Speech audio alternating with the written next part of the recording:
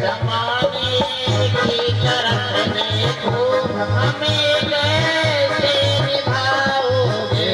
जमाने की तरफ देखो, जमाने की तरफ देखो, हमें कैसे निभाओगे। आज बर्बादी कर दो टूट जाएगी।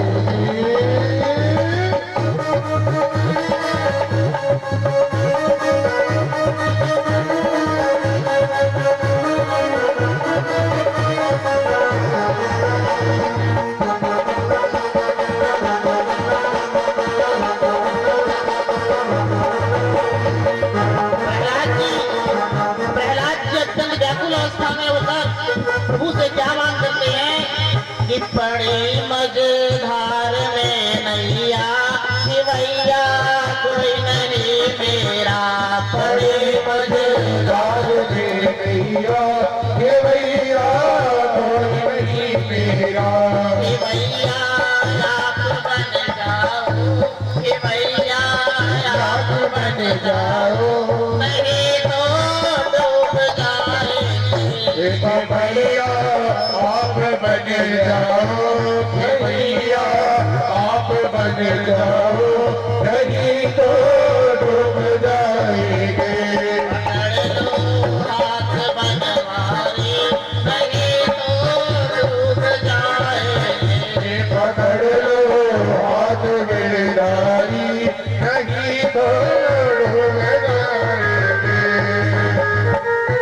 ऐसा भाव जब सुना और प्रहलाद जी ऊपर से छोटी से फेंके जा चुके हैं। आप कल्पना करके देखिए, अगर भक्त बुलाता है तो भगवान कैसे आते हैं। भगवान चतुर्भुज स्वरूप में शंख चक्र गदा पद्म लेकर के चतुर्भुज अवस्था में अब आप मौजूद हुए हैं और दोनों हाथों से प्रहलाद को उसकी छोटी से उठा लिया है। गिरते हुए प्रहलाद को अपनी गोदी से लगा लिया है। ऐसे में संदेश बोले प्रहलाद भगवान के, प्रहलाद महाराज के, भगवान के। ऐसे हमारे नारायण प्रभु हैं जो अपने भक्तों पर सदैव ही कृपा और करुणा बरसाते रहते हैं। कैसे वो गिरने दे सकते हैं अपने भक्त को, और भक्त की लाज क्यों नहीं बचाने आएंगे। इतना ही नहीं, यहाँ से भी जब प्रहलाद की मृत्यु नहीं होती है तो उनके पिता ने होलिका के द्वारा इनको कष्ट देने का प्रयास किया है और होलिका ने इनको चिता की अग्नि में लेकर के बैठ जाती हैं। परंतु 49 पवनें चारों दिशाओं से 10 दिशाओं से आती हैं और मरुत वेग से आकर के 49 पवनों ने एक शीतल लहर का पटका छोड़ा है और प्रहलाद जी वहां से भी अग्नि में से बाहर निकल कर आ गए और वहां से भी सुरक्षित बच गए।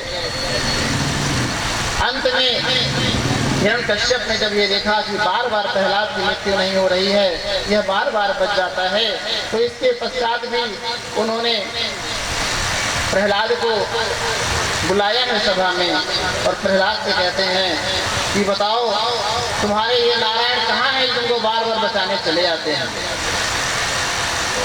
क्या कहा कि बताओ तुम्हारे नारायण कहाँ हैं, तुम्हारे ये हरि कहाँ है जो तुमको बचाने बार बार चले आते हैं। तो प्रहलाद का उत्तर सुनिएगा क्या है।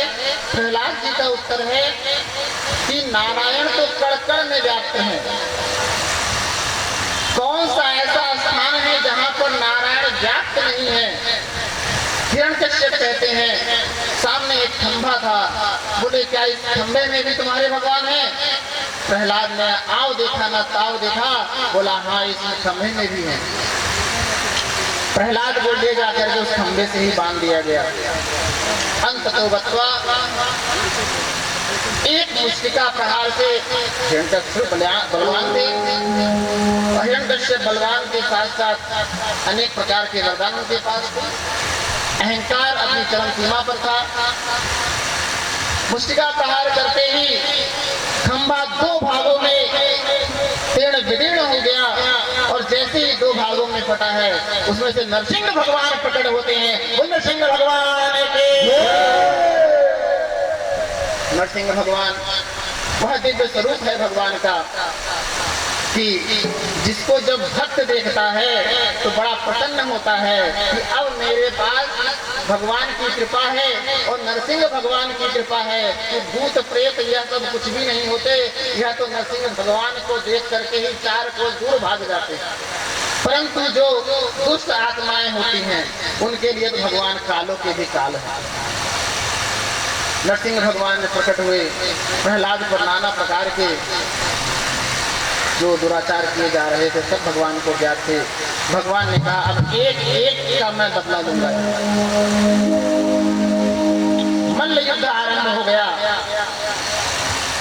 युद्ध आरंभ होते होते दिन से युद्ध आरंभ हुआ। वरदान भी तो था ना, दिन में मरेगा ना रात।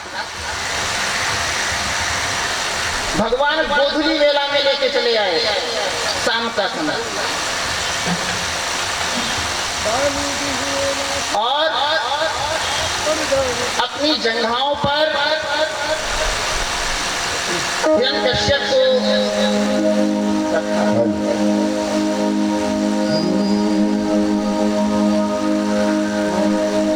हिरण्यकश्यप अभी कह रहा है आप मुझे मार नहीं सकते हैं क्योंकि मुझे वरदान प्राप्त है।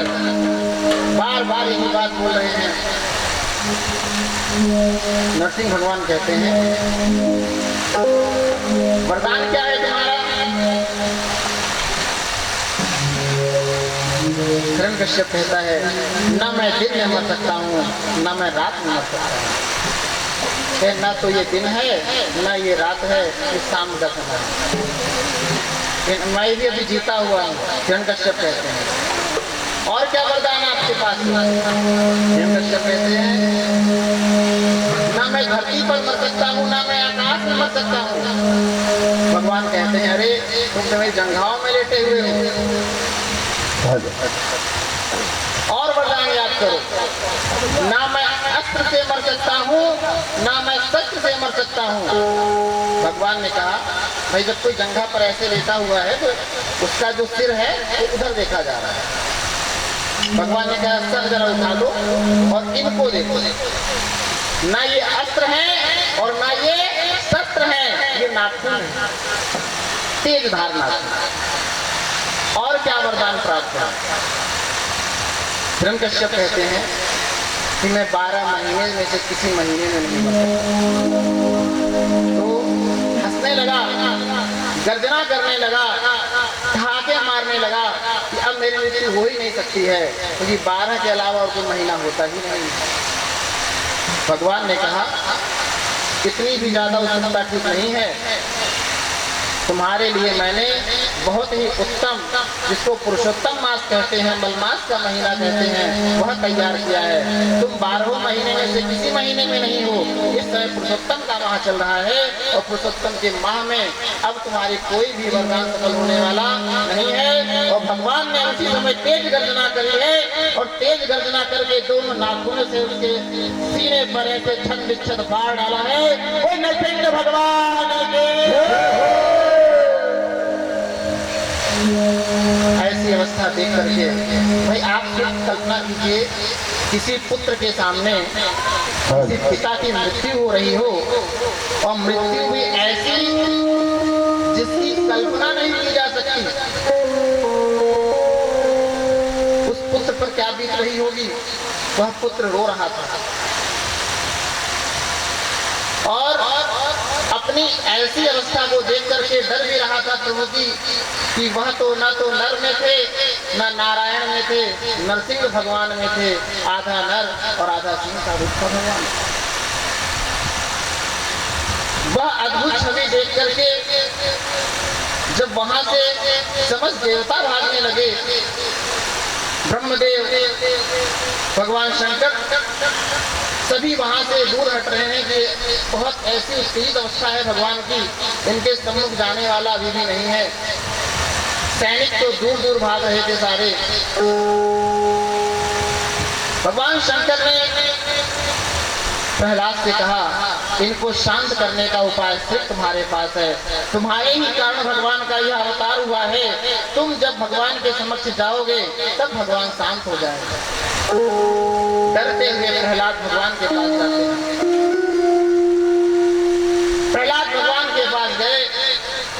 नरसिंह भगवान श्रीमन नारायण प्रभु ने प्रहलाद को अपने गले से लगा लिया और बिल्कुल वैसा ही प्रेम करने लगे जैसे एक गाय अपने बछड़े को प्रेम करती है। और भगवान का वह इसमें प्राप्त करके प्रहलाद अनंत परम सुख को प्राप्त करते हैं। कहने का आशय क्या है? भक्त प्रहलाद की कथा हमारे जीवन में शिक्षा क्या देती है? भक्त प्रहलाद की कथा यह शिक्षा देती है कि सदैव भगवत मार्ग का अनुसरण करना चाहिए। एक बात मैं कटु बोलना चाहता हूँ, सही भी है। आप गौर कीजिए, प्रहलाद को अपने पिता के पुत्र ही थे, कितना कष्ट उनके पिता ने दिया और भगवान बदलने की बात कही। अगर आप ध्यान दें, आज हमारे सनातनियों में सबसे बड़ी कमी ये है कि मौसम देख के लोग भगवान बदल देते हैं। मौसम देख के लोग भगवान बदल देते हैं। अरे भाई,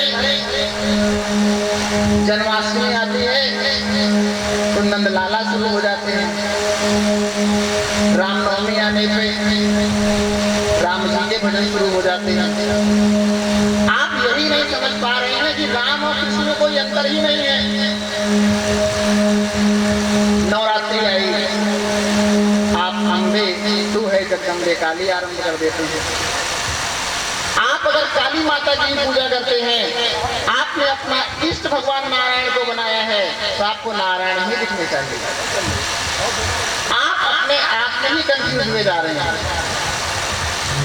आजकल समस्या ये है, हम ये देखते हैं कौन सा भगवान ज्यादा करामाती है। अरे भाई, सारे भगवान एक ही हैं। सारी की सारी पूजा भगवान नारायण में जाकर के सम्मिलित हो जानी है। वह चाहे आप काली माता की पूजा करें, चाहे आप दुर्गा मैया की पूजा करें, चाहे आप भगवान राम की पूजा करें, चाहे भगवान कृष्ण की पूजा करें। अनंतानंद ब्रह्मांड नायक। इसलिए आप इन सब किसी भी क्रियाकलाप में ना पड़ के, आज सबसे बड़ी विशेष अवस्था ये हो रही है कि लोग छोटे से छोटे प्रलोभन में आकर के अपना धर्म परिवर्तन कर देते हैं। ऐसी कौन सी कमी हो गई है सनातन धर्म में? 18 के 18 पुराण होने के बावजूद भी अपने सनातन में धर्म परिवर्तन हो रहा है और इस पर हम और आप लोग चुप साध बैठे हुए हैं। कुछ नहीं कर सकते तो कम से कम अपने घर में भजन बढ़ाइए। जब आप घर में भजन करेंगे तो घर में जो छोटे छोटे बच्चे हैं वो अपने आप ही आपके पीछे लग जाएंगे। भजन का प्रभाव बहुत है। प्रहलाद जी को भक्ति प्राप्त कहां से हुई? आपने गौर किया? 7 साल की अवस्था है, भक्ति चरम सीमा पर है। भगवान नारायण नरसिंह भगवान में दर्शन देकर चले जाते हैं रूप में आकर के। उनकी माता जब गर्भावस्था के दौरान में थी तो भगवान श्री नारद जी ने उनको श्रीमद् भागवत का उपदेश दिया और श्रीमद् भागवत के उपदेश को देते हुए उन्होंने ओम नमो भगवते वासुदेवाय मंत्र का निरंतर जप किया करते। प्रहलाद की माता